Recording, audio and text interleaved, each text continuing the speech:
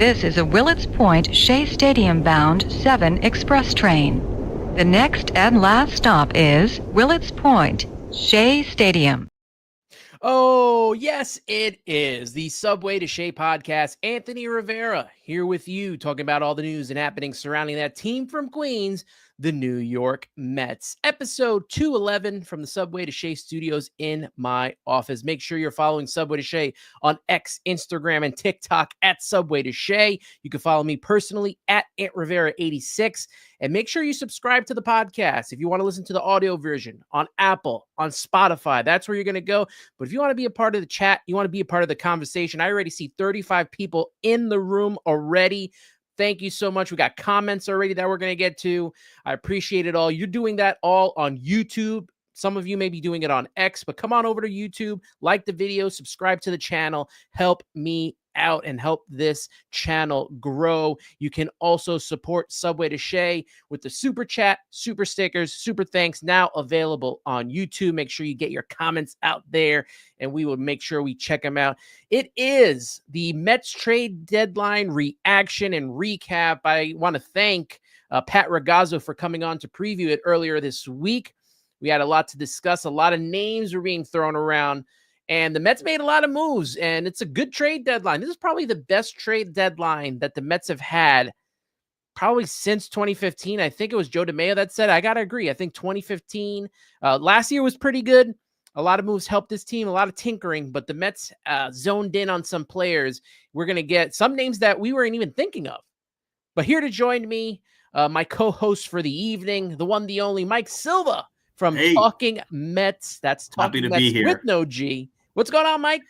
You're lucky. You're getting just 2 days ago, I had an allergic reaction. My whole face was swollen. So if you got me 2 days early, I'd have to have a mask on of some sort. Maybe I could, back in the 86, remember, I think that 86 video, Roger McDowell wore that mask or something like that. I could wear one of those. But thanks for having me. What a wild, couple of days. I think today wasn't as wild as I thought it might have gotten. But for the Mets, at least. For the Mets, anyway, got wild from the base. It's great for the sport. Makes me wonder, if the commissioner's watching, because in a couple of years, if they, depending on how the financial situation works, post-strike, lockout, whatever, and you start to see a lot of what the NBA has, which is a lot of restriction because of salary cap, you can make deals in that league, but it's a lot harder. And I think this really helps grow the sport, and it's really cool to see teams not hugging prospects and trying to go for it, even though maybe one team was a little crazy when it comes down to it. But I'm sure we'll get to all of that. Thanks for having me, man. I'm looking forward to it. Yeah, excited. We got 53 people in the room. Shout out to John Leary in the chat, John K. We got Jeff Cohen in there. And this is what I have for everybody. Prospects are cool. I don't know if you can see it. Parades are cool. Prospects are cool. Parades are cool. That's the theme of the show. I don't know if you can see that. I think Casey Stern came up with that. If I'm not mistaken. I think I reposted that from him. I reposted that from him earlier this week at some point. I agree. I think that's a slogan we should all go by. Juan Diaz in the chat. Shout out to you. Maureen, appreciate you. Armand, what's going on? Look, I think this is one of the better overall trade deadlines that we've seen. Last year's was okay. The Mets tinkered, right? They tinkered last year, bringing in Jesse Winker, Ryan Stanek, Phil Maton, and even Paul Blackburn. Yep. All those moves kind of affected the Mets even in their postseason run. Ryan Stanek didn't start out well, ended well in the postseason. Opposite for Phil Maton, he kind of carried the bullpen towards the end and fizzled out in the postseason. Jesse Winker, we know how much he helped the team during the postseason run as well. This year was a little bit different. The Mets were off to a great start. They are, in the division lead right now by, I think, what is a half game at this moment in time. Even with the struggles that they had, even going 10-20 for a certain amount of time, losing the last 3 games in a row, somehow still a half game in first place. So what do? You got to figure out a way to make this team even bigger postseason contender, and even looking forward to a possible, NL championship and a World Series. And what did the Mets need? The Mets needed bullpen help. They needed a center fielder and a bat, and they got that. I wanted a starting pitcher as well. I knew it was probably on the end of the spectrum. I thought if they got a starting pitcher, that would help alleviate the bullpen because these starters are not going, 5, 6, 7 innings. They're giving us short length, and we're seeing some of that happen with Clay Holmes. But I want to start off with the first trade that happened today, actually, and that was the Mets getting Cedric Mullins, trading for center fielder Cedric Mullins from the Baltimore Orioles. They send right-hand pitcher Ramon Gomez, right-hand pitcher Chandler Marsh, and right-hand pitcher Anthony Nunez to Baltimore. Look, Cedric Mullins this season, 229 batting average, but it's got 15 home runs, 49 RBIs, 14 stolen bases. So he kind of adds to that stolen bases. He could get a lot more with the way this team has been stealing bases this season as a 738 OPS. I think what I like about him the most is his reverse splits. We needed a guy that could hit lefties, and this is one that does that. 298 batting average against lefties, 866. Now, he's not as good against righties, but maybe in this lineup, things change a little bit. He's got 204 batting average, 689 OPS. Now, the guys that they gave up, Gomez this season in the minors, 5-5, 4.63 ERA, 48 strikeouts in 35 innings pitched. Marsh was 4-1, a 2.57 ERA, 52 strikeouts in 42 innings pitched. And Nunez was 2-1 with a 1.58 ERA, 60 strikeouts in 40 innings pitched. I think the biggest takeaway, I don't really know these prospects that well. Right. They're all lottery tickets. Lottery tickets, and most importantly, they're not top 10 prospects. So this is a trade I think that will work out. Also on top of this, Cedric Mullins is a free agent at the end of the year. So if you decide to move on, you can do that. If you want to bring him back, you could do that as well. It frees up space for the New York Mets. And I like this trade. I want to know your thoughts on getting Cedric Mullins.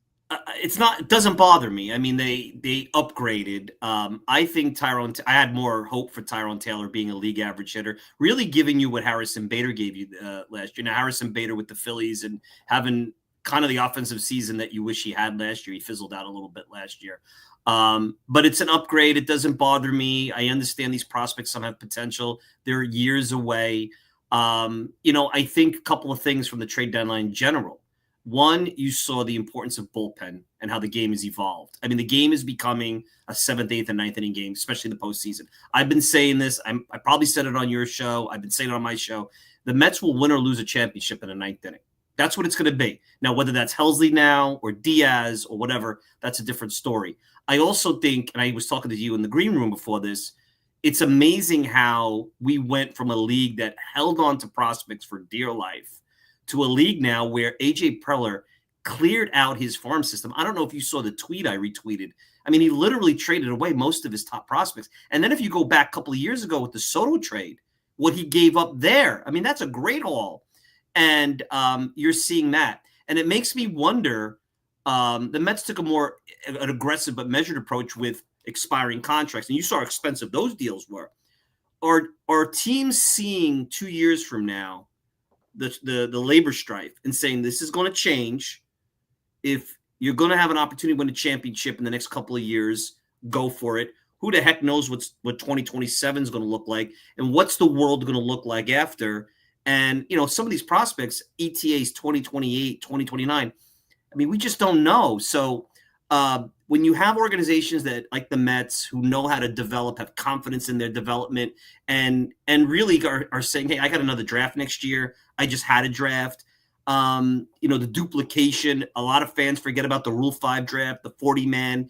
If you're 18, depending on whether you're 18 or 19 years old, you only really get 4 years in the minors before something has to happen or you're exposed and you could lose them for nothing.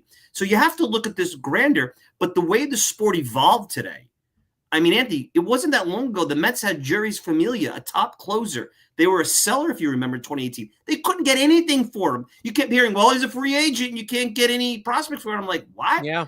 And it went totally the other way. And I think the extra wild card has helped that a little bit, although I think the Reds are really the only National League team that's in it. The American League team might be a little bit more.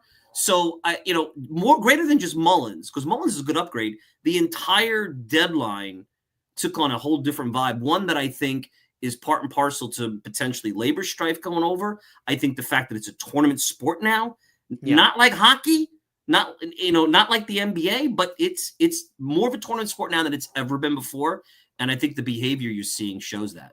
I did read somewhere that the labor issue has got teams moving. I mean, I don't know if you heard Andy Martino earlier, and I think it was John Leary. Yeah, he posted this. Andy Martino mentioned 2-year window yesterday. Stearns today Which said Stearns it doesn't denied. he denies, but I think that's the point. What you're making that goes with what Andy Martino's saying with the labor strike. There really is right now a 2-year window because there's a good chance there's going to be a strike. So I think that's what he means when he said 2-year window. But the Mets, and obviously what Stearns is saying is that they don't go by that. They want to be a contender every year, which is the right answer, which every team should be saying. So I definitely agree that there's something in there where people are worrying about what this labor thing's going to do, and they're going to try to win a championship. And if you look right now, we saw those trades made in the American League with the Houston Astros bringing back Carlos Correa, Seattle going after Eugenio Suarez, the Yankees making a whole lot of bullpen moves, the Red Sox making moves, Rangers going after pitching. The Angels trying to play as if they're in it. I mean, yeah, so we know that the American League is pretty much open outside of, the Yankees, Astros, Tigers, those teams as well, making moves. You look at the National League, the Dodgers have kind of come back down to earth a little bit. A lot of injuries are taking place. So I feel like the Padres are in this win now mode where they're making their move here. Then you come all the way to the National League East, and the Phillies and the Mets are going tit for tat for the same positions. You saw Yohan Duran go there, whereas the Mets picked up Ryan Helsley, which we'll get into later on. They got Harrison Bader, who was thought about. Maybe he might come to the Mets.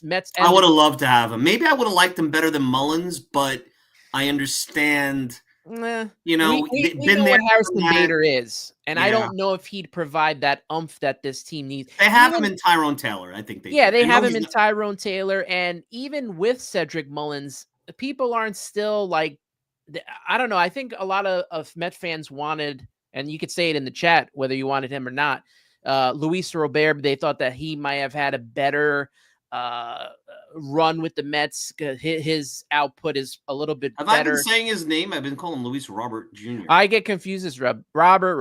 You know what it is.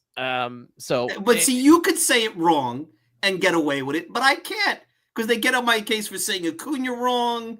And I don't know. You got it right this time. I did. There was another day. Somebody actually accused me recently of doing it on purpose because I don't like them. I have nothing personal against. Oh, Brazenbon. That was the other one. Oh, you say his name wrong.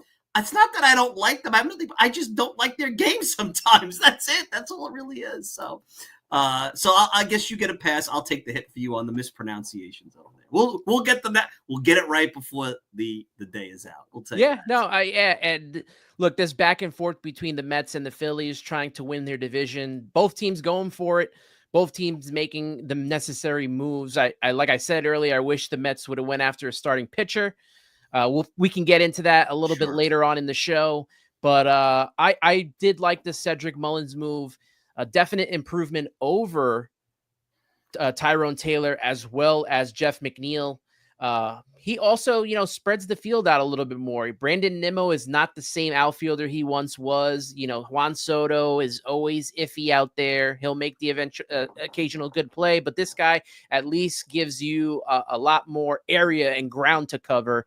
And it made me think about, the way that this center field position was going.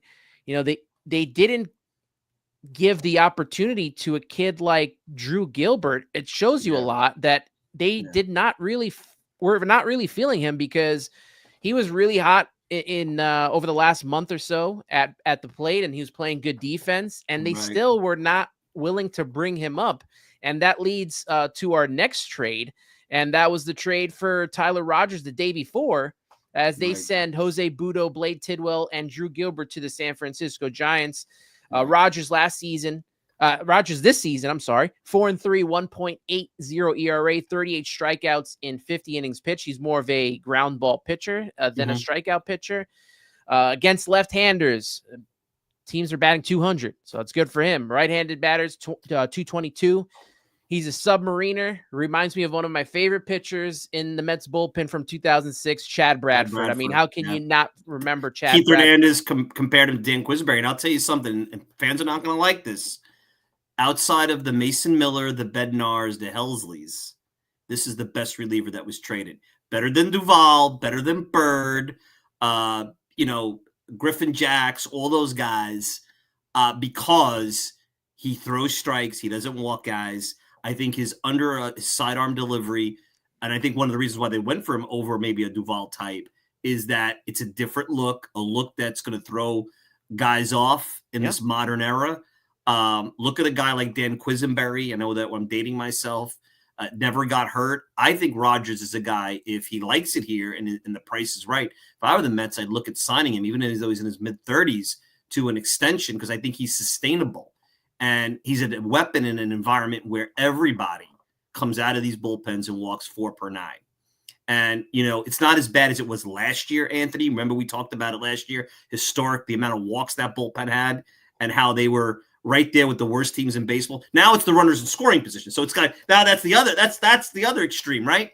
And they fixed that a little bit, but there's still too many walks out of the bullpen. And this guy addresses it in a big way. And I love him. I love these kind of pitchers. I wish that you could find, they don't have to all be submariners, but pitchers that throw strikes and get ground balls, weak contact.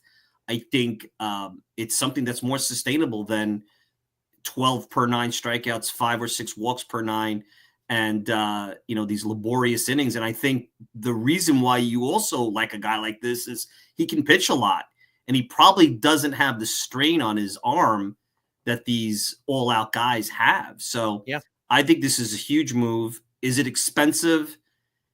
Yeah, it's expensive, but let's face it, Buto doesn't – I mean, him for Buto up front would probably be, you told me, okay, that's fair. But there were probably other teams in on it. The Mets did a quantity deal. Gilbert was someone with Carson Benj in the system and Nimmo and Soto, there's no room for him unless you want to consider him a backup. And let's face it with Tidwell. We saw him pitch. Nice kid. Looked like a nice story from a small town. If he was a solution, don't you think he'd be here already? You're going to tell me the names, the Zach Pops, all these guys they brought in, they wouldn't have to do that if Tidwell was the answer. They know he's not the answer. So maybe, I know the slider. I get it. I get all this stuff. But you got to trust that these guys know what they're doing. I think there's still some PTSD from the prior regime. That's not these guys. These guys are going to be here. The Mets front office under Stern is going to be here unless they get jobs as GMs somewhere else, bigger jobs. This is the guys that are going to bring it home or not. And you got to let go of the PTSD. The fans have to let go of the PTSD. I have complete faith, and they executed a strategy, Anthony. They got guys that they probably wanted to get guys who were controllable, but they didn't like the prices. They got guys who were free agents. They gave up lottery tickets. I don't think any of those lottery tickets are win for lives. Maybe Baez, maybe. And I understand Pete Crow Armstrong. That's another PTSD. I don't think he gave up Pete Crow Armstrong here. I don't. And I think we got to get over that. Yeah. And, if a trade is good, there's pain on both sides. And if this is painful for Mets fans, could you imagine if you were a Padres fan today? I mean, you'd be excited, but look at all they gave up,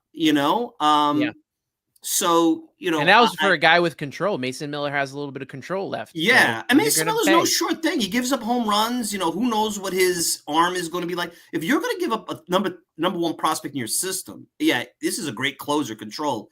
What makes you think he's not going to have Tommy John surgery? Yeah. And I know what the Mets fans are going to say, well, Mike, you're always been for the Edwin Diaz deal and things. And that deal actually looks pretty darn good right now, right? I mean, the Mets win a championship with Diaz. And they don't get past the Phillies without Diaz. You and I know that. They don't get to the postseason without, as much as he was the reason why they didn't win the division last year. Jared Kelnick's a distant. Where is Jared Kelnick? Is he in the league? That's that. I'm glad you brought that up because Mo Ron for Life saying for every PCA there are 1,000 Kelenics, and that is 100% true. Yeah, I agree with that. And this thing with the Drew Gilbert, he was, I think, number 4 or number 5 when they got him in the trade in 2023.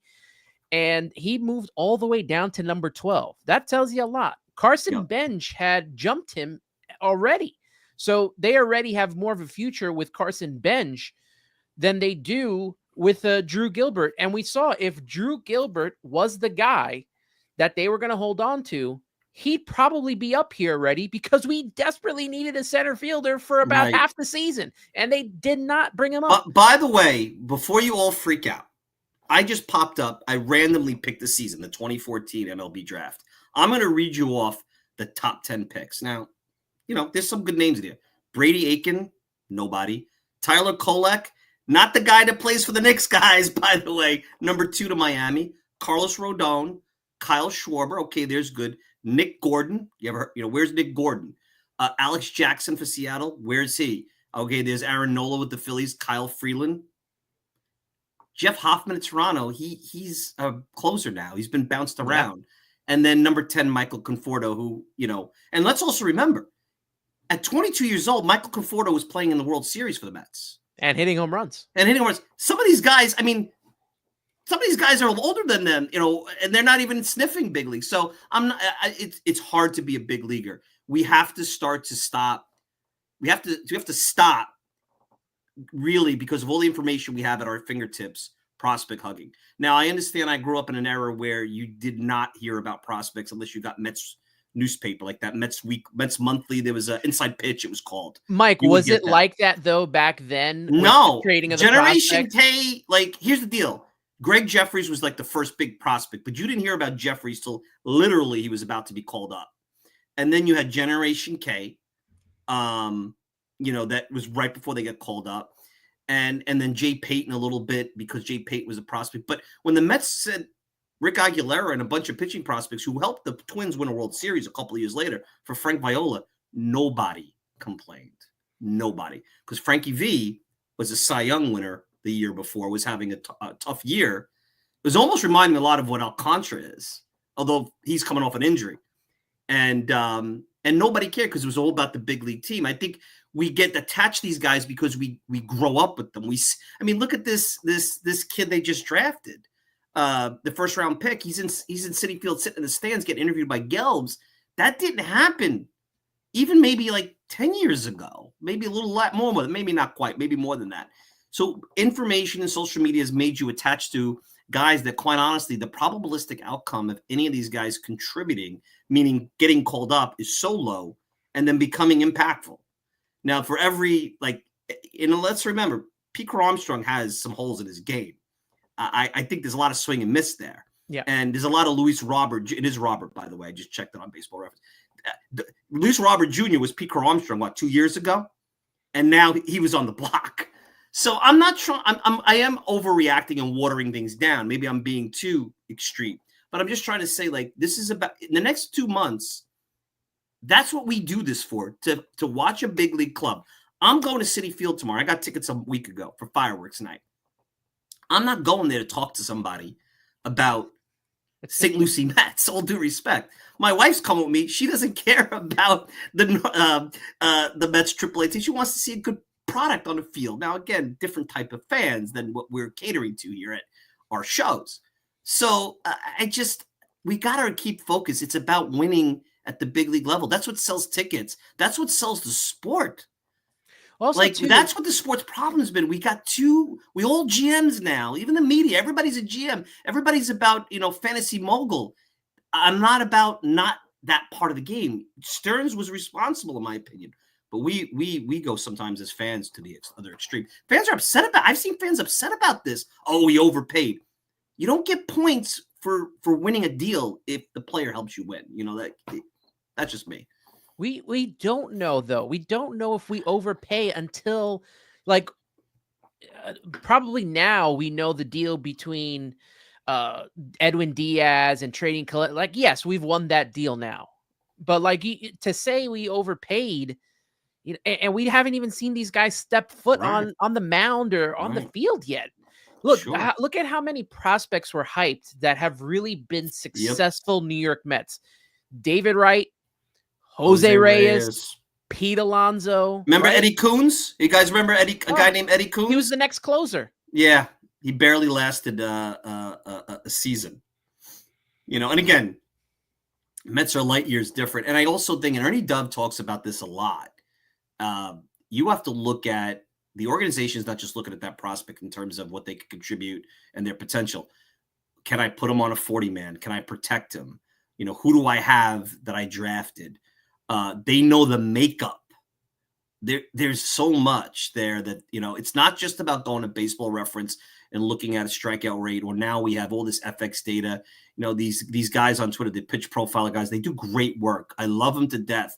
I use their stuff, but a stuff plus of 115 at AA means absolutely nothing. Yeah. And, you need to have a sustainable farm system, especially if what I think is going to happen post CBA, where I have a feeling that there's going to be some roster restrictions of some sorts for spending. I have to think that's the way it's going to go. It's not going to be you can't spend. It's going to be, I think, the NBA right now. And let's see when they have a CBA, maybe the players start pushing back, because there are going to be, like, look at the NBA. There are players out right now that don't have jobs not because the Knicks don't want them or the Lakers don't want them. They can't fit them under the cap, the hard cap. Because if they go above, they could go above in theory. They can't do other team building activities, and there's penalties. I think that's where baseball is going to go, personally, because I don't think they're ever going to do a salary cap. And the owners will say, okay, we're not going to cap you, but here's the penalties.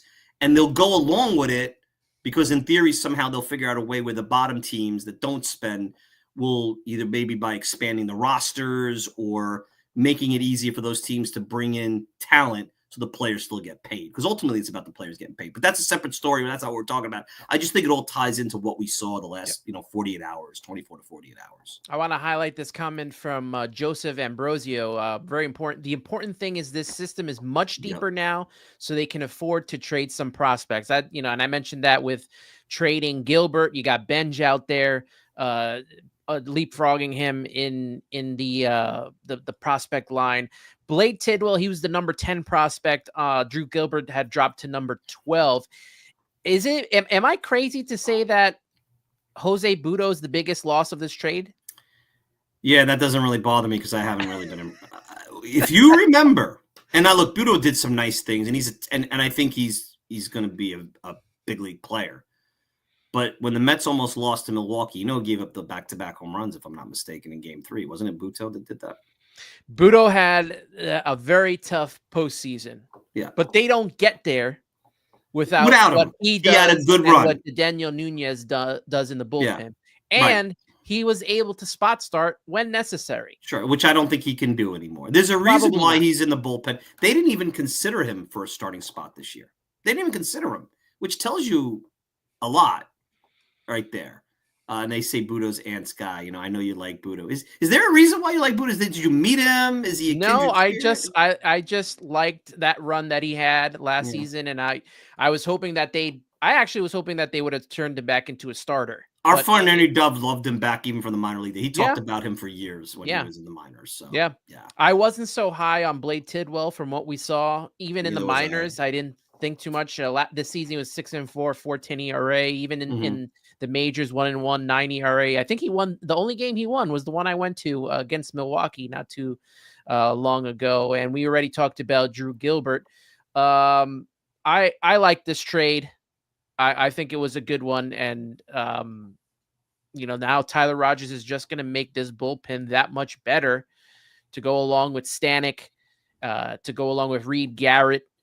And also, going back to Budo, and I think you mentioned this in a tweet, the guy that you were ripping all week long, Brazoban, who they sent down, and when they mentioned they were stretching him, I got to tell you, I knew it.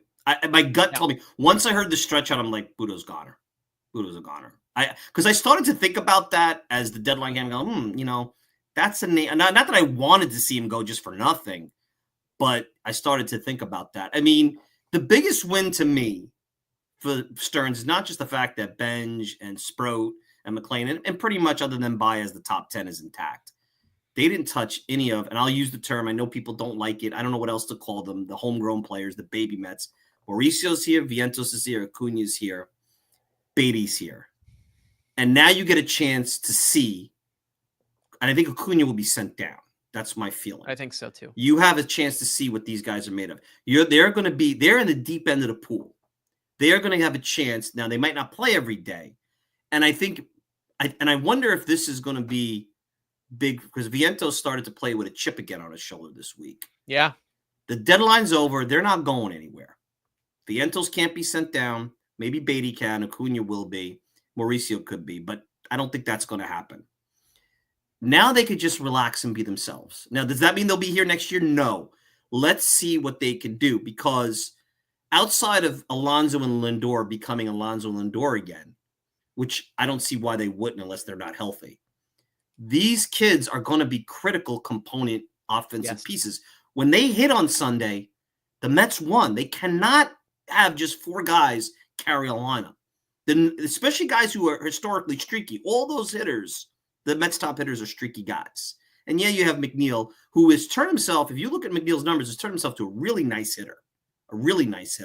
A throwback. I'm a Stratomatic guy. You know that. I play in these throwback leagues, and I look at these 1960s players, more walks than strikeouts, power, like really good offensive players that we don't really take seriously, because it was at a time where they weren't making any money and they didn't look like they look today. They didn't look like the athletes today. But McNeil's got more walks than strikeouts. He's got power. He's versatile. He's a good ball player, but they're going to need these other kids, because as much as the bullpen has improved, and I know we'll get into the Helsley situation, if they don't hit, they don't have leads, it don't matter. All those bullpen pieces are going to do is going to hold that score down so that they can lose by a run instead of win by a run. So I think the Mets are going to need these kids. Look, I'm not going to complain about them. They're here, but I don't want to hear, we'll give them a chance. They're just learning. This is now about the Stearns put the chips in the center of the table. I don't want to hear you guys making excuses for them. I'll throw Alvarez in there. They need to produce, and I'm not expecting stardom, component, competence. And that's a big difference. Vientos was competent this week. I could live with that. Yeah, they are going to be a huge part of this team moving forward. And look, the getting to know you phase that you always talk about on Talking Mets. Now it's the go get it done phase. We're in phase 3 now at this point. Yeah, it is. And now that all the trade talk is done, all the names are out of the way, the kids don't have to worry about moving anywhere. Although I think the only guys been talked about were the 4 infielders. Alvarez was pretty much safe on that end. But now it's done with. Now it's time to play. Now it's time to make the push for the postseason, and we'll see if they can do that. You mentioned Helsley, and that's who we're going to talk about next. The Mets traded for closer Ryan Helsley from the St. Louis Cardinals, a trade that I didn't see coming. This is another move that I talked about it on Sunday, and I said it made a lot of sense, as I knew that when I heard he was going to absolutely be dealt, I said on Sunday, he's not going to cost as much because he's a free agent. And I absolutely intimated maybe they get Maton with him. They did one better, and they got Rogers. So. They did. I actually thought, and I had Pat Ragazzo on, and we were talking about probably it was going to be David Bednar. He does come to New York, but he ends up going to the Yankees. Brian Helsley, I think, is a lot better than him as a closer. So, look, this is the only player that we gave up a top 9, top 10 prospect for, in Jesus Baez. They also gave up right-handed pitcher Nate Dom and right-handed pitcher Frank Elizondo. They go to St. Louis. Helsley this season 3-1 with a 3 ERA, 41 strikeouts in 36 innings pitched. He's got 21 saves and 26 save opportunities. So he'll be a nice setup man for Edwin Diaz, but also can close when Edwin Diaz has to come in the 8th. So it's going to be nice to see that. He's also a free agent at the end of the season. And look, even Edwin Diaz can opt out of his contract. So maybe one of these two guys, maybe it's not Diaz, maybe they bring back Helsley and he becomes the closer. Sure. We'll see how that goes. Baez is the only one that they gave up from the top 10 there. He was 242 batting average. Nate Dom apparently is a nice arm as well, even though he wasn't in the top 10, but has some health concerns. But so that's an expensive package, but it's a lottery ticket package. Let's put it that way. Baez might be the one that, at some point in a couple of years, 3 years or so, comes back to haunt you. The only thing about Helsley that I worry about is, what's going on with the fastball. They're hitting over 400 against this fastball. Lefties are hitting them hard. So there's been a little bit of that. But if you go back just a couple of years ago, guy had a 1.25 ERA. He was dominant. couldn't touch him. Wipeout slider. And how cool, and I know this is just goofy stuff that I usually don't get involved in.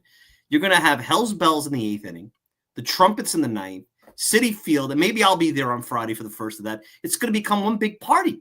It's going to become a big party. You get a lead in the 8th inning, you're just going to be, it's like going to be a club. It's going to be people dancing and all that other stuff. So we might have to get you a sombrero, Anthony, and get you dancing in the stands with the trumpets and the Hell's Bells and all that stuff. So hey, you could throw me out there. I'll dance with the what are they? The city team, the City Connect. Yeah, the City dancers. Dancers. You could throw me out there with them. I have no problem being a part of that. I will not be dancing at Citi Field. I can assure you. That's not. You know what? I wasn't the biggest athlete, but when I played, I was one of those, bruisers and stationary guys and one-dimensional guys. I wasn't the picture of grace out there, and that transitions to the dance floor. I can assure you that. I talked about it on the last episode, but I want to get your thoughts on the Gregory Soto trade that happened. They traded Wellington Aracena, right-handed pitcher, and Cameron Foster to Baltimore. Gregory Soto, 2-time All-Star, pitches well against lefties. I always like to have 2 lefties in the bullpen. We started the season out with 2 lefties, but we lost both of them within a week. So now I wasn't crazy about one of them. Danny Young always was like Young. It was more about AJ Minter. Yeah, Danny Young, between the crazy command and control issues and the nervous energy on the mound. Like as soon as he got on the mound, the jitteriness used to make me jittery. I couldn't handle it. Gregory Soto in the right role as a guy that largely faces what he did on Sunday. He faced Devers, righty, lefty. I think it was lefty, righty, lefty, if I'm not mistaken. Yes. I can't remember. That's good. Soto as a setup guy, regardless of the matchups, or as a closer, not good. Cannot get righties out at that level. So it's about utilization correctly, and that's a good move if he's utilized correctly. If you're bringing him in, and I don't think Mendoza will do this. This is a smart group. This isn't the Jerry Manuel Mets who took Scott Schoenweiss and would put Scott Schoen or Willie Randolph. Our good friend Howard Megdal used to, Howard Megdal used to go crazy because Willie would bring Scott Schoenweiss in against righties, and he never got righties out. And then one day, he challenged Willie in a post game, and I was in the car listening to the post game, and Willie just went to task on good old Howard about it. Because, back then it was different. Here's your 7th inning guy, here's your 8th inning guy, here's your closer. Now it's about matchups. And I could not stand Scott Schoenweiss. But against lefties, Scott Schoenweiss was damn good. But he wasn't used properly. And that's where Greg, I know I'm dating myself. I'm going back 20 years here. But that's what Gregory Soto is. And Brooks Raley, historically, is better against both sides. So you've got a lot of weapons here, assuming that, and it's a good assumption because it's been 75% of the time they've needed to get 12 outs out of the bullpen. They're in a good place. Now, it doesn't mean you abuse them, but I think that's where, and I'm assuming Garcia will stay because he's actually pitched pretty well. I don't know how that's going to work out. Well, they already sent down Davinsky. Yeah. Davinsky's making a mint, just re-signing and getting up. I love to know what that kind is. Up, down, up, down. I'll go home and sit on the couch. Call me back when you're ready. So I guess Helsley and Rogers will take Budo and Davinsky's spot. So Garcia will stick around. Stays. Yeah. You have Stanek. You have Reed Garrett. So maybe if you have a little bit of rope there with a bigger lead, you could bring them in. I think that'll be Garcia can give you multiple innings. And Garcia, I've always been intrigued by him, even back in the winter. He had good stuff. And it was funny because the only bad outing he had was when he was with the Yankees. Yeah. So that's pretty funny. And the Yankees let him go. So, and I was wondering if they had gotten another bullpen arm today, would Garcia go? So, I think that's going to be the key. How do they deploy these guys? How do they not overuse them? Can they get an extra inning out of the starters? And then the big question I have here, and this will be fascinating. They talk about Sproat or McLean maybe getting an opportunity. Maybe they go to a 6-man rotation. What does that mean? Who goes down? I guess that's Garcia then going down because you're not going to send. He's the optionable guy. The other thing is, what about Clay Holmes? With Blackburn eventually coming back, do they IL somebody just to give them rest, like Holmes, and put Blackburn in? And then and I don't think Blackburn's a bad pitcher. I think Blackburn's a guy who give you 5 or 6 innings, 3 runs, 2 runs, 3 runs. maybe not against every opponent. That's kind of what Clay Holmes is giving you. Would it be better to do what you did that night, that afternoon in Kansas City, and do 3 or 4 innings of Blackburn? Maybe he's more comfortable starting the game, and Holmes piggybacks, like Manaea piggybacked Holmes. And then maybe those games, you save your bullpen a little bit, and maybe you actually get, in theory, a 7 or 8 inning start, even though you're using 2 guys. Yeah. It's very clear to me the game is going away from the starting pitcher. They can't stay healthy. They can't go deep. It's going to take a generation for this to get fixed. If you wanted to fix it today and go back to the future, it's going to take a decade. Think about it. You got to draft guys, 4 or 5 years of development, maybe get their feet wet. It takes 6 or 7 years. You are like a decade away from going back. And as you go to Fangraphs and go look every year, the top starting pitchers. Like, how many starting pitchers as you go up and down do you look at and say, every year that's going to be a top 5 pitcher. Every year that guy's going to be a top 5 pitcher. And he's going to stay healthy. Now, if it was 2001, you'd have quite a few. Randy Johnson, Kurt Schilling, Al Leiter. I could go on, Roger Clemens, on and on and on. Now, Zach Wheeler, who will probably be retired in 2 years. Joe Ryan, maybe. Merrill Kelly, who I think is a nice pitcher, but has shoulder issues on his resume and is in his mid-30s. So it'll be interesting how the evolve. This is now a 7th, 8th, and 9th inning game. And those guys are critical. And San Diego showed you that. The Mets, the Yankees, all those teams. The Dodgers have been doing that forever, but they've been Phillies now. The Phillies, not as much, I think, as the other teams because they got Duran. And truthfully, I looked at Duran's numbers, and I know he's good, but I don't think he's exponentially better than what the Yankees brought in, or the Mets, or Miller. I think they're all kind of like the same. And I got to tell you, I think Diaz still is better than all of them if he's on. Yeah. And I always liked Edwin Diaz. Like, from the minute they acquired him, his numbers, you could see that, and when he's on, you can't touch him. And I think that the other guys could be like that, but I think Diaz is better than all of them. But the Mets have the best of both worlds. You can't. This is the perfect situation.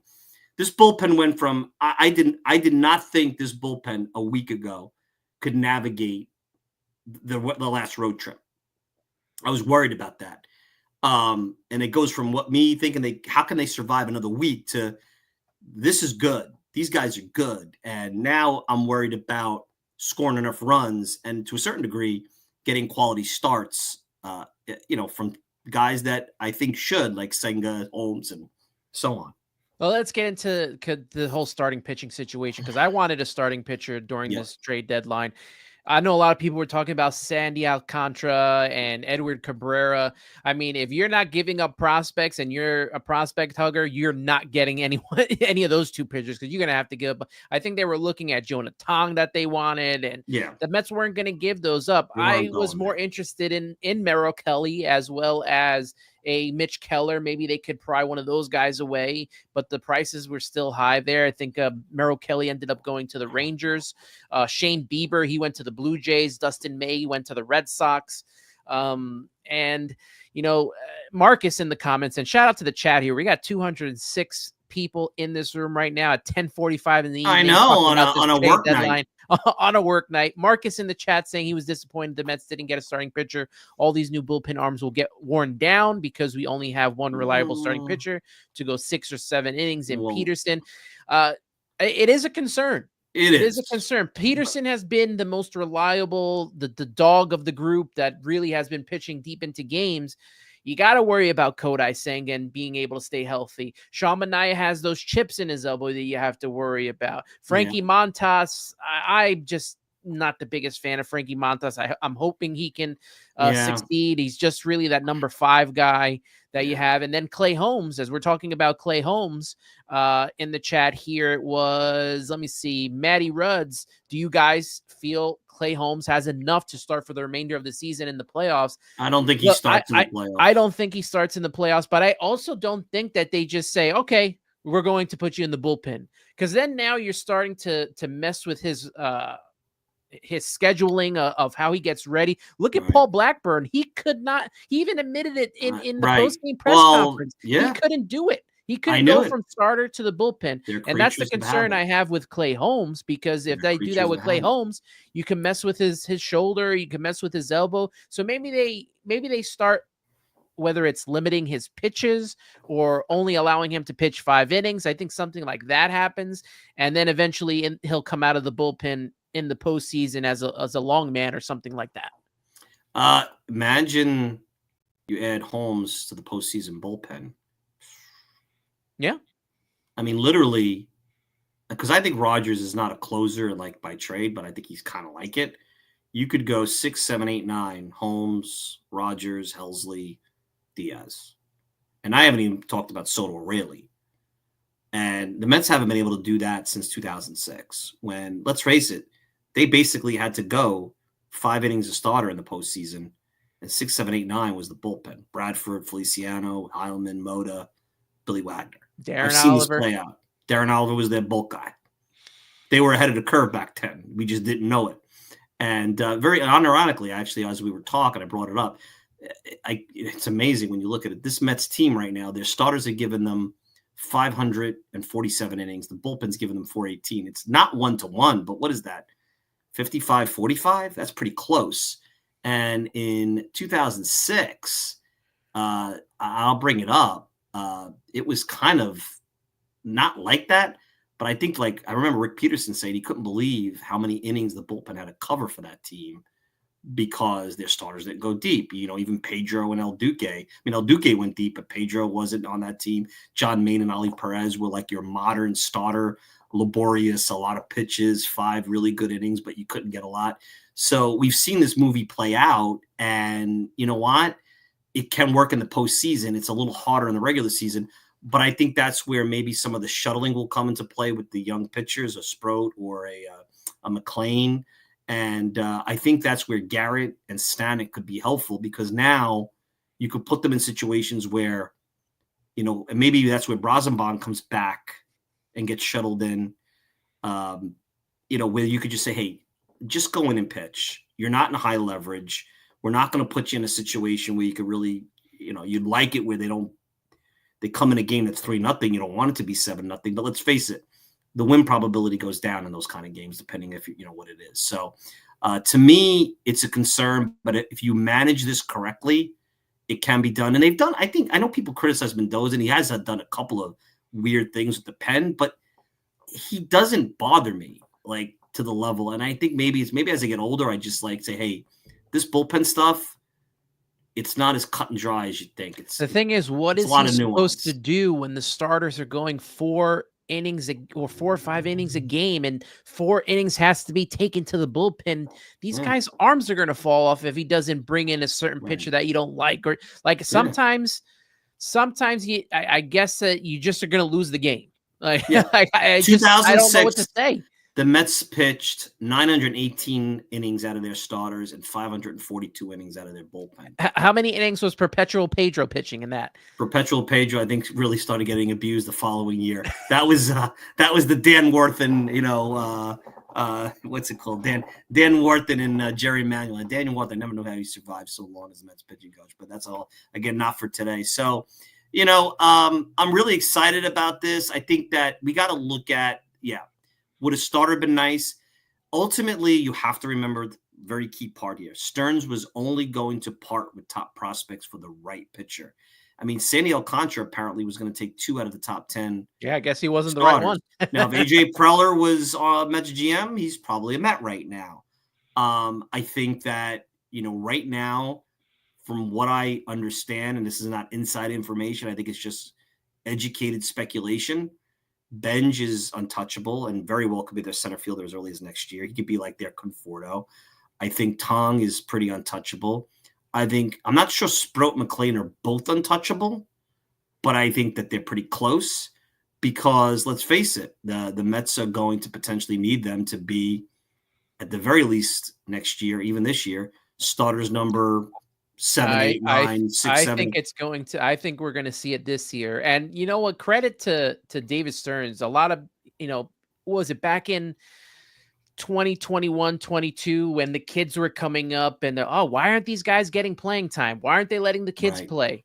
David Stearns is letting the kids play. He's letting the infielders play. He's letting the catcher play. And guess what? I think he has enough faith in Nolan McLean and Brandon Sproat to come up here that he didn't go after a starting pitcher. So even as John Leary says, I want to see McLean and Sproat given a chance, even if it's to piggyback a start. Home struggling, never been a big Montas guy. Also curious how the Mets go by playing time with positional players. We could get into it. We get to that in a few minutes, but look, we're going to see McLean, I think, this year, or Sproat. I mean, Sproat's having. Do you realize they're going to have like probably 40 pitchers on the roster this year? 40, and I'm not even counting Travis Jankowski, and there was another positional player that got some time. I can't remember who it was, but the non-pitchers that threw an inning. That's amazing. An entire 40-man roster of pitchers. That's where the game is at. Like, it ain't changing. This is where it's at.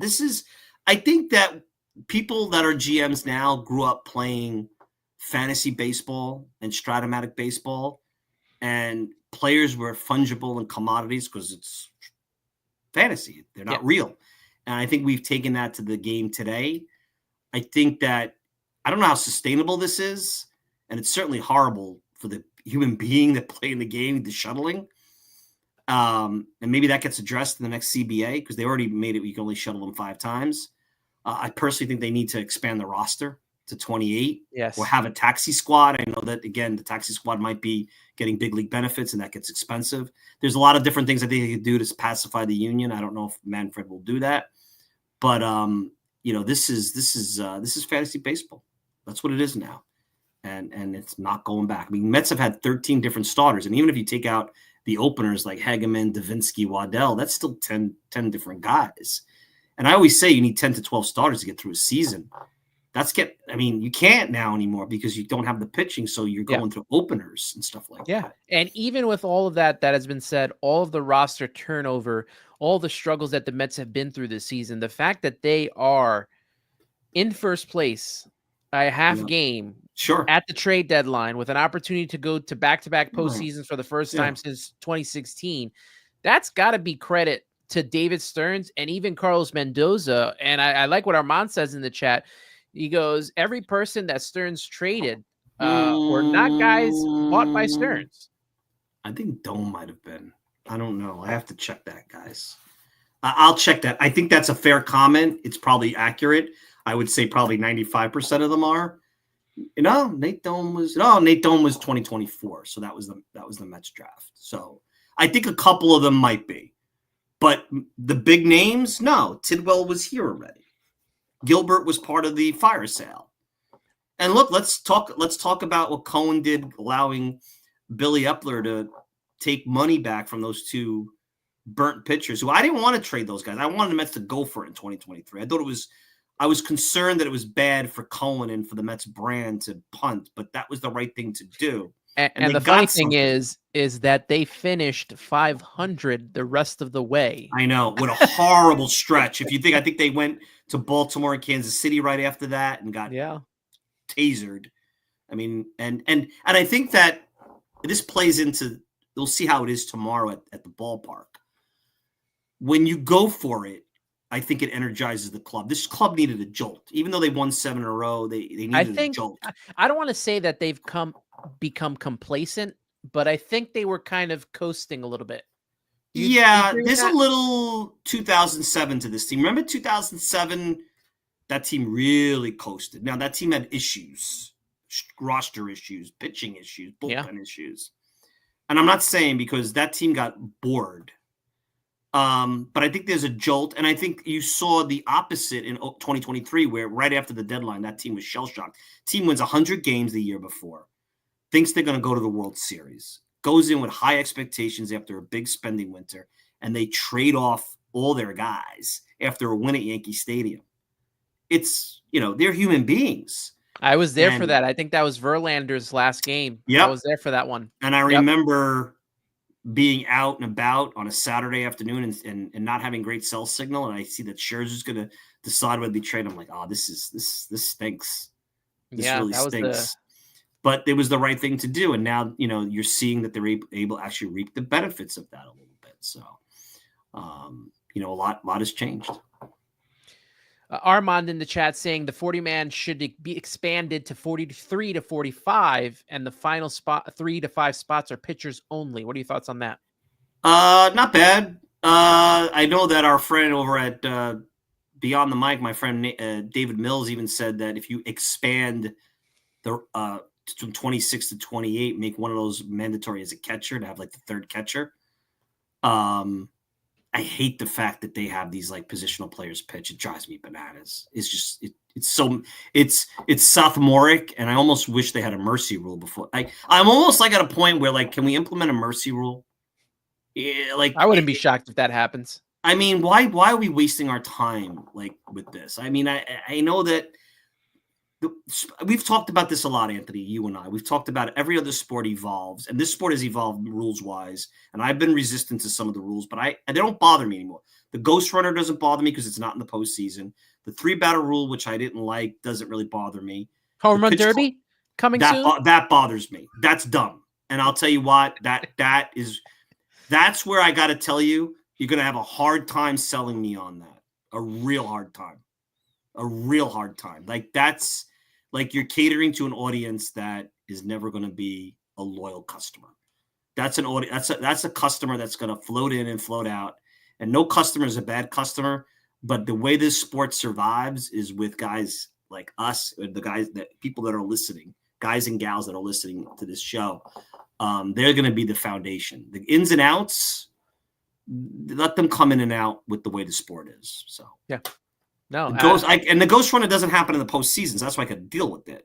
And truthfully, it's nice. And if you notice, the games are starting to creep back up to 3 hours, though. Did you notice that? Yeah, they're creeping up again. I was definitely sitting through one of these games, and I'm like, why is this 3 hours long again? Yeah, and it's not 3.5. That's different. Yeah, like you just don't have the time to dedicate that every night. You know. I just a lot now. I just put it on the radio and start doing stuff around the house, getting things done. I mean, it's a different type of experience. Baseball. It's a different type of situation. I think technology. I mean, I'll be honest. I do this, and I'll freely admit it. There are games that I'll watch, after the fact because it's not the biggest game, and I'll watch it on MLB TV. Not necessarily the condensed version, but I'll skip through because you gotta do that to stay fresh. Yeah. Look, I know the sport. I'm engaged in the sport. I could do this. I'm not one of these guys that talks about stuff and doesn't watch. And there is so much nuance that you get watching the game. But I think you need to have a relationship with the sport where it's healthier because just personally, you'll drive yourself crazy if you live and die in every pitch. And I think you see it sometimes with fans. They drive themselves crazy because they're ready to trade Juan Soto 2 weeks into the season. It's like, no, that's not how this works. Like this is a sport. It's almost a battle of attrition because baseball is not America's favorite pastime anymore. It's football, and football is 18 weeks, and you could be out of the playoffs by week 7. And you could bet on everything. Yes, and that's what fantasy happens. Football, and it's 1 day a week. And let's face it, what makes me laugh about football is inherently it's a boring game because there's so much non-action. They complain about baseball, but you're setting up the pitch. There's drama. I grew up on baseball. I love the NBA. I mean, the NBA is the ultimate. Like, I will largely the way I watch the Knicks is I record the game and I don't watch the score, and I'll watch it after for the most part. Not big games, not playoff games, but like during the regular season. Like I'll get home at 7:30, and I'll spend time with my family, and then at 9, 10 o'clock I'll put the Knicks game on. Now sometimes I'll watch it live, but it's just like, okay, because I can't be in and out of a basketball game. I need to see the flow. That's just me. Yeah. A baseball game, the nuance of certain things, of how you got to there's a 5 innings, 1 run. They're not all created equal. You need to see that. Oh, Mania, he didn't really pitch well. I'm just using an example. I'm not saying he didn't pitch well the other day. I'm saying he didn't pitch well, and here's why. But it's hard to dedicate that kind of nuance for every fan. So, we veered off there, but that's 243 people in the room here. Appreciate you all for being a part of the chat. My guy Johnny Boy, going to Iowa, will not be at the game. I will be in the building. Mike will be in the building tomorrow night. I will probably be there Sunday. You'll be there Sunday. I'll probably be there for Sunday's game. It might so be. Here's a question, and I don't know if we could pull this off because we ain't the 7 line. Should we have it at one point before the season starts or next season? Do we have an Anthony Rivera, Mike Silva meet up where somehow we get people? Now, here's the problem. They're going to love you. I might not make it out alive. I might get like you are going to get hot dogs and hamburgers and sodas thrown at you for ripping Huáscar Brazaban, man. What happened to you the other day? And I got an email, and a guy that emails me a lot. Email too? Yeah, I'll tell you the story. Come on, Mike. So the email I got, and it was from a loyal fan that was upset with me, and he's like, I think you're having personal issues because you're been angry at, and I really, there's a few plays that have angered me this year. The Alvarez Atlanta game pissed me off a lot. That was kind of like when I started to get angry at the team because I didn't think they were taking a game. And it's Atlanta. It pissed me off because it was unprofessional. And the Brazaban lack of covering first pissed me off. And I know what people say. You called him a loser, and that's personal. And I meant it from a professional standpoint. I get it. He's a baseball player. I'm not. He's doing what less than 1% of the population could do. But you know what? People are dedicating their time. If you noticed, and nobody's talked about it, Alonso was pissed about that, and so is Montas in the dugout. They panned the dugout. If you go back on MLB TV and watch, they were like, what is going on here? It's no coincidence he got sent down after that. They were pissed off. And he's a guy that has been on the broadcast. This is not my words. This is Cohen and Darling and those guys said he struggles with his confidence. I get that. There's tons of players like that. At some point, Mets fans have to stop with OMG Grimace and the engine that could have last year. That was the innocent climb. They're in the deep end of the pool. They have a $350 million payroll. They talk about being Dodgers East. This is not acceptable. And I'm not George Steinbrenner here, but guess what? George Steinbrenner in 1984 would have personally escorted Brazaban off the mound after something like that. He sent Bobby Meacham down for getting thrown out of the plate. And maybe that's the other extreme. This is serious. There's only so many opportunities.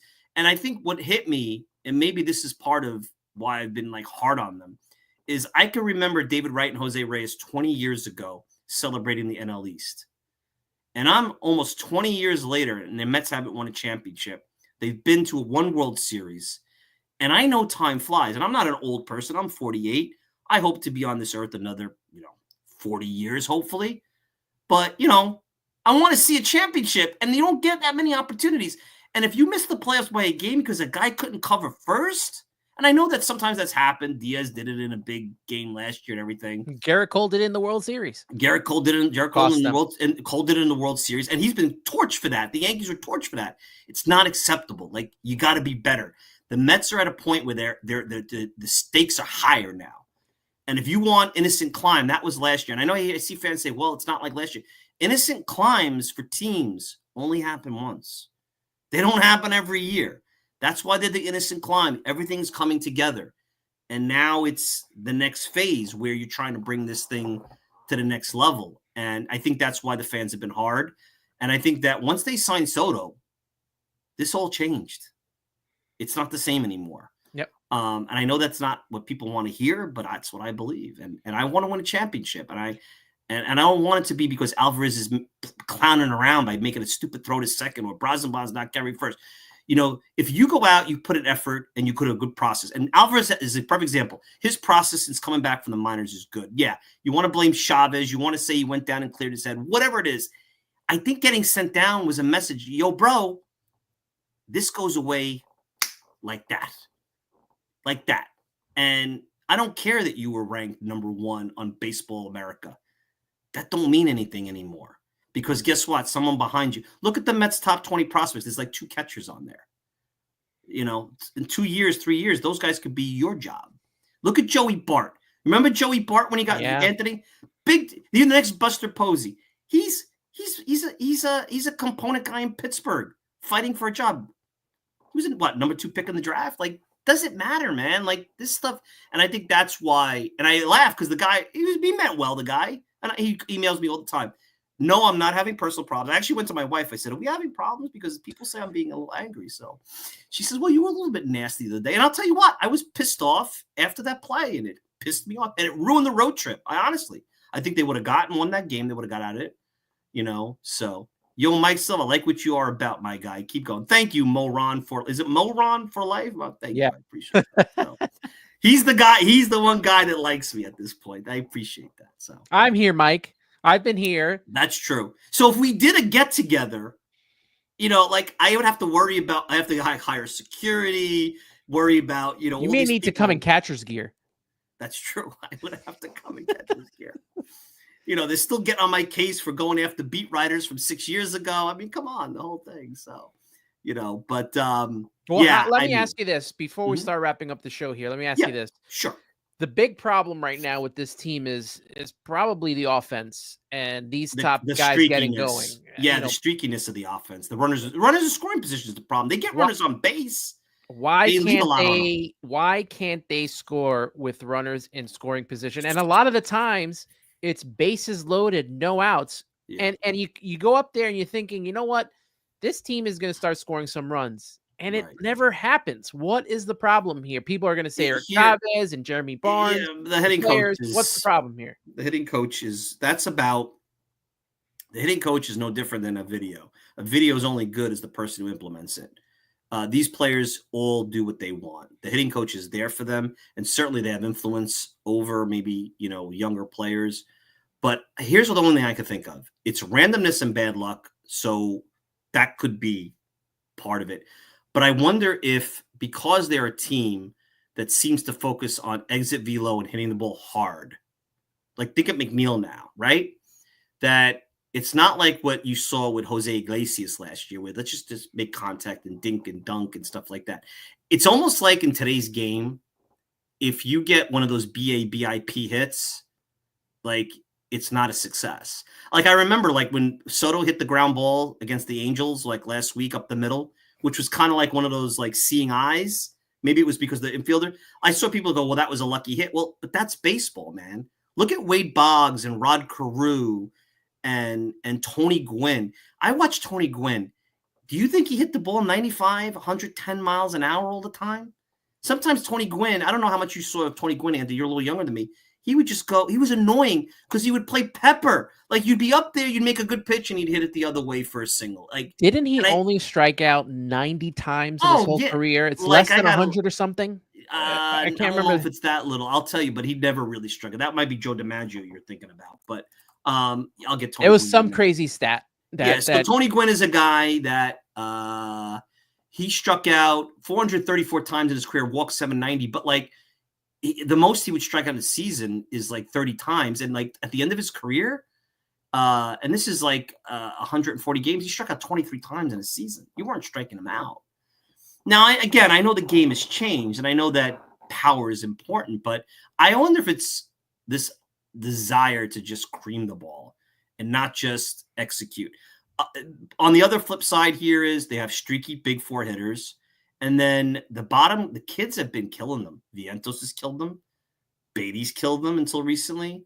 Acuna doesn't hit. Alvarez has killed them. Now, let's see. Like, they need these guys. Like, they're part of the roster now. They're not. If you wanted development and give them a break, go to Pittsburgh. And that's my point at this time. Like, be competent. Run on third, one out. Hit a ground ball on the other side. Don't just swing for the fences. Like those are the kind of things. And I don't think that that's Eric Chavez or Jeremy Barnes, because if they weren't doing their job, and maybe at the end of the year, the Mets will move on because they want someone who is got a different type of a feel for what the philosophy of information. It's not the approach, it's the information they provide. But, I don't think they would keep him around if he was the problem. Very rarely, even like I know Hefner does a great job, and pitching coaches I think are more important than hitting coaches. It goes back to players developing and executing. It's on the players. We got to stop. Like they are not children in T-ball. Like they are adults. And if you think that they don't all have their own like coaches, I mean, I think there's a book by Travis Sawchik called The MVP Machine, which talks about like it's a great book. All the players in that book recreated themselves by going out and finding their own information and coaching. Adam Ottavino, He recreated himself. It wasn't a pitching coach. It was Adam Ottavino renting a store in the Bronx and throwing. Like, you guys have heard this story, right? So sometimes we get too caught up in the coaches and stuff like that. Yeah, it's the Mets got to figure this out. Yep. And some of it is their best players. It's not just the kids. No, it's their best Lindor's players. killing them. Pete. Yep. I thought by now Pete would have passed Strawberry. He's not. I don't know what it is, but every time I see Lindor go up to the plate right now, I feel like he's just striking out. Maybe I'm missing some at bats, but he sounded has been frustrated out a lot. The post game after the loss the other day, which kind of gets glazed over because of the deadline, it was almost like I'm not up to standard. Now he's taking accountability. He's setting the tone as a leader should. Is it the toe? Is it something else? Like, I guess we'll see. Well, you're even talking about Pete Alonso getting hit in the hand. Yeah. I forgot who it was against. I think it was against the Nationals. The guy hit in the hand against the Nationals. Yeah, right. And is that the problem? I mean, if you're out there and you're playing, no excuses. No at that excuses. Point. But Nimmo's been great. I mean, Nimmo was bad for so long. Yeah. So now he's fine. So I think the thing that we just got to do is let's go have fun with this thing. Here's what I know what the Mets did. The Mets, with their moves, did not guarantee themselves a championship, and they did not guarantee themselves a division. I think the Dodgers, who everybody considers the best team in baseball, the best organization, if you go to Baseball Reference, they have a 6.4% chance or something like that to win the World Series. The odds are every team is going to go home unhappy. High. I mean, I remember Billy Epler said the best team has like a 17% chance of winning the World Series, like in Vegas or something like that.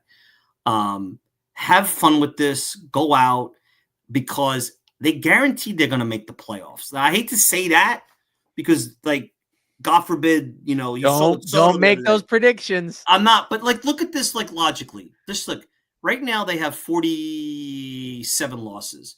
The Reds are at 52 losses. Now they made some moves. The Mets are either going to be where San Diego is, the third wild card, or one of the division winners, 1, 2, or 3. San Francisco's punting. Miami's not going to come back. Arizona's out of it. St. Louis is out of it. They just tore it. So the only team that realistically could sneak in with this group is Cincinnati. Not a bad team, by the way. With Tito as their Tito. manager. So that's the real question. Does Cincinnati, if the Mets start to really bumble, fall to like the 85 win range, is Cincinnati going to win 86, 87, 88? Maybe. I mean, look, they're kind of like Cincinnati, like the Mets were at this time last year, kind of 4 or 5 games on.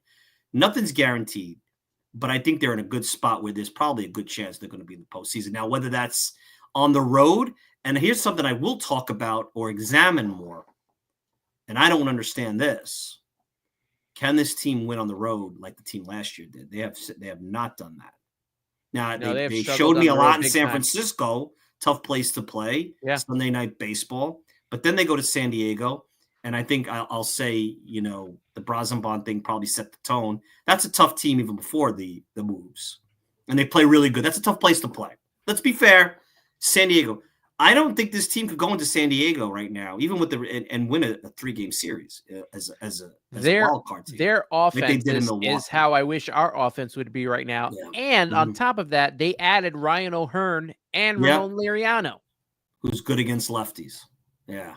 I mean, that was wild. What he did, I mean, at some point it's going to bottom out. It's going to go ugly. Is it though? Because we've said this for years and they keep making moves. Maybe they we don't know what they're doing on the international side.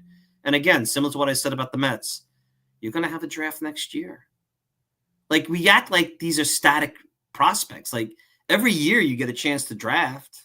Every year you get international money. I understand you don't want to continue to, bounce around prospects. And for fans that are upset, I encourage you. Google Mets top 20 prospects, 1998. Just Google a random year. Come back and tell me how many of those guys that you even made it.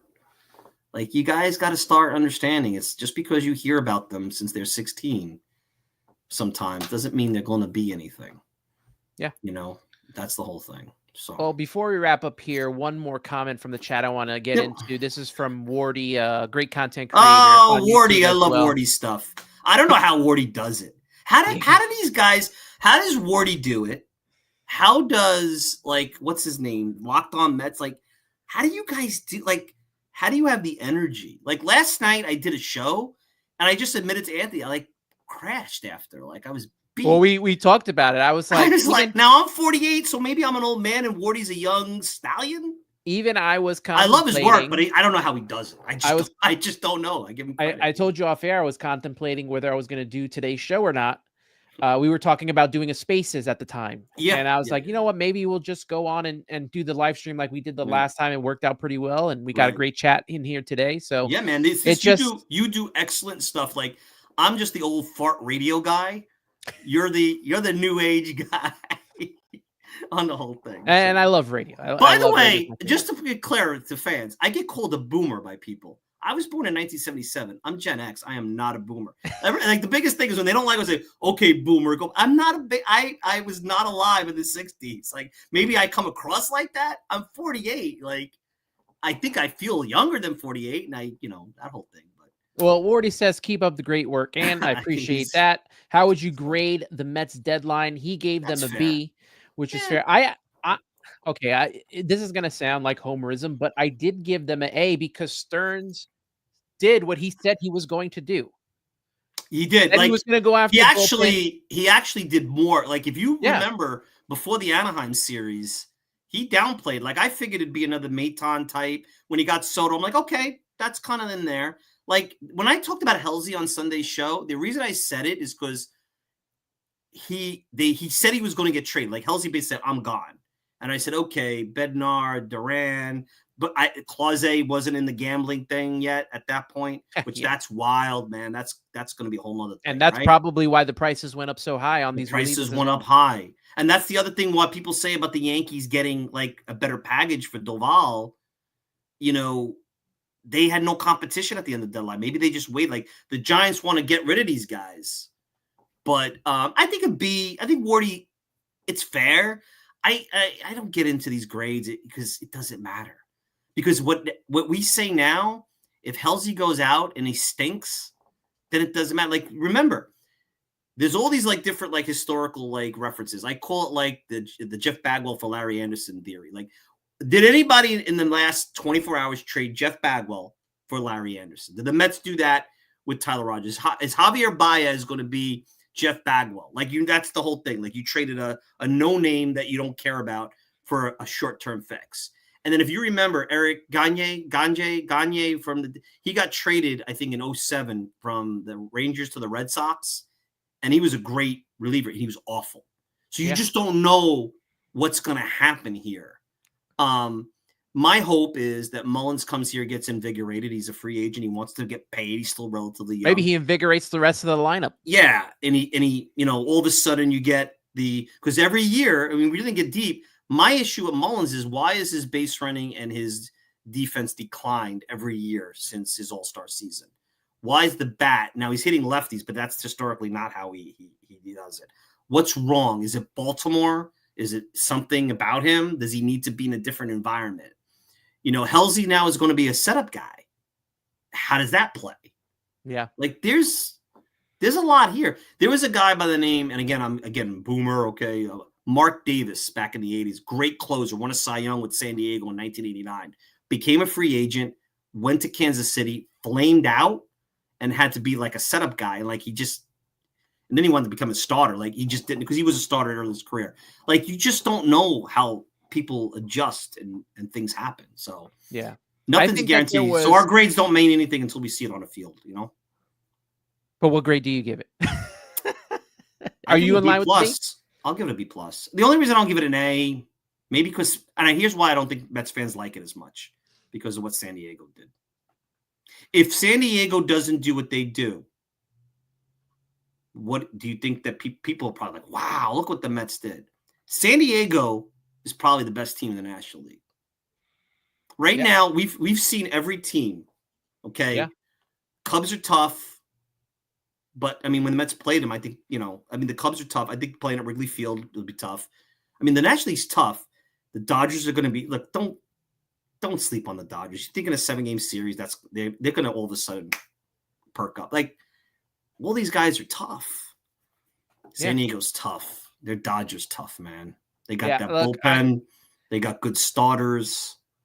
I only give the Mets A because, like I said, I think that David Stearns was quite honest. He said what he was going to do, and he did it. He improved the bullpen, which needed to be done. Getting a closer on top of that, and one of the best relievers out there in Tyler Rogers. They needed an upgrade at center field. They did that. The only thing that they didn't do was get a starting pitcher, but they weren't real. They were only going to get a starting pitcher if they could get an elite top 2. And I don't think they were going to give up. And I don't think they were going to give up the top 5 guys. Like, I don't think Jet Williams is going anywhere. I don't think Benj. I don't think Sproat. I don't think McClain. Maybe McClain. I don't have a feel yet of Sproat, McClain, how untouchable. I think Tong is. I don't know about those two. I think that they're close, but maybe not. I think Sproat is a tradable piece.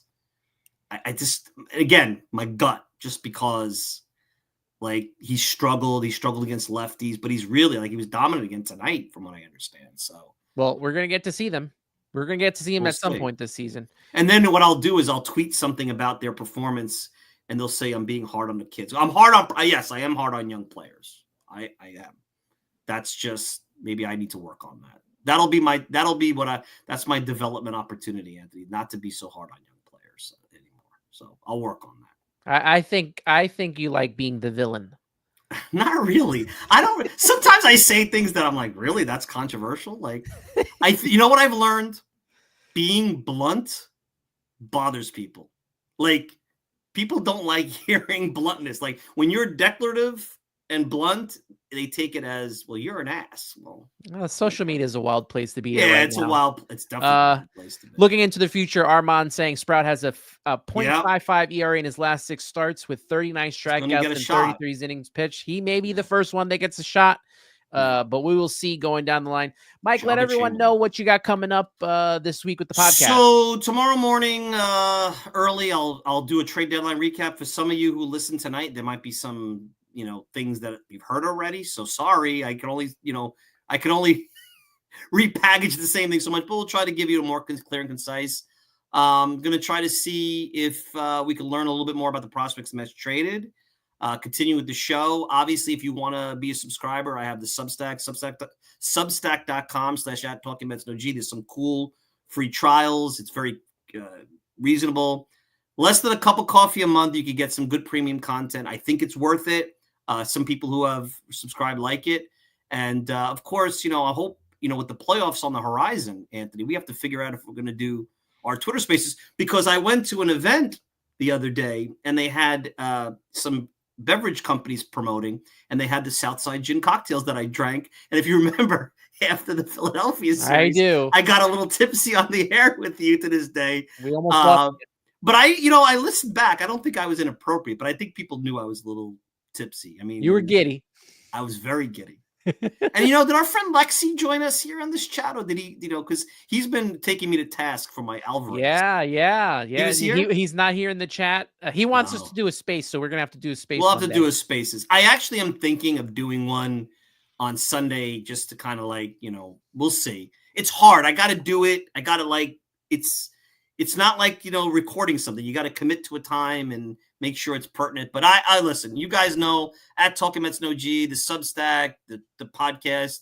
And look, it's all in good fun. Email me, Mike Silva at talkinmetspodcast.com. No G, remember that. Tweet. Even if we have a debate and disagreement, it's baseball, man. If you come up to me at a game, I'll be there. Oh, by the way, one last thing.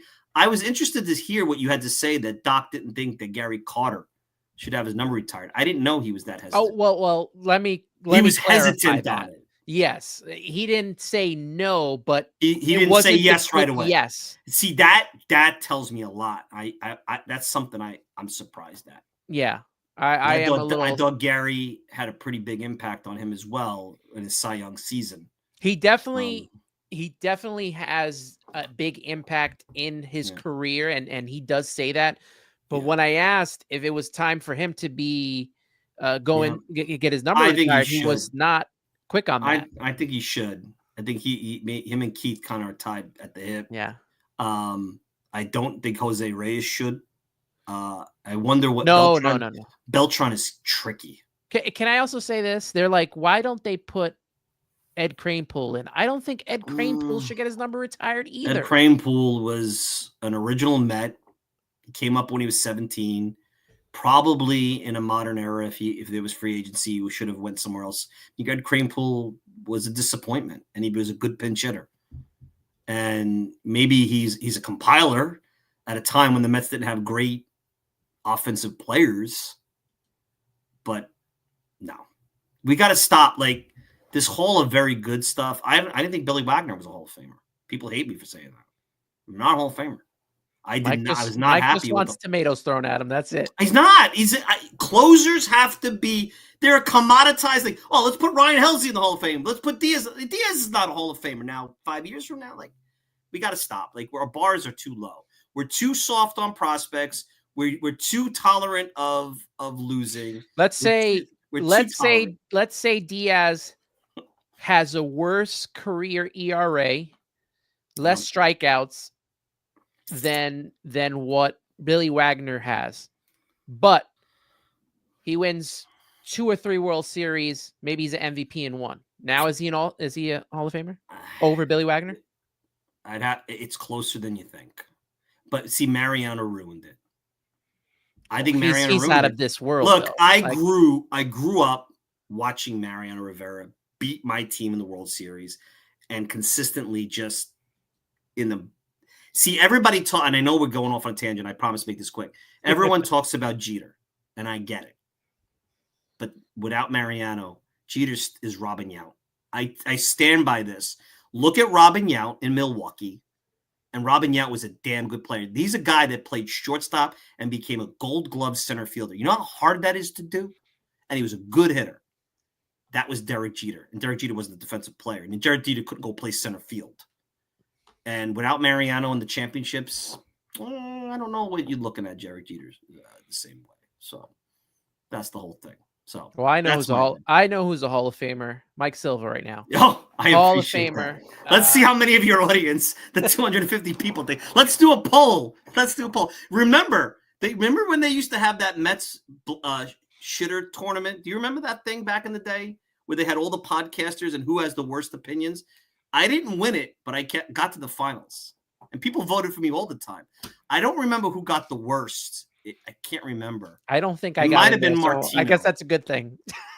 Yeah, you don't want to go to the. And I think they wound up banning him from X, and people hated it because they thought it was mean spirited. See, me, I thought it was funny. Like, you care enough about what I have to say that you think it's that horrible that you vote for me to win a shitter tournament. I apologize if people are offended by the word, but that's what it was called. It was called Mets Shitter. It was called the Toilet Bowl.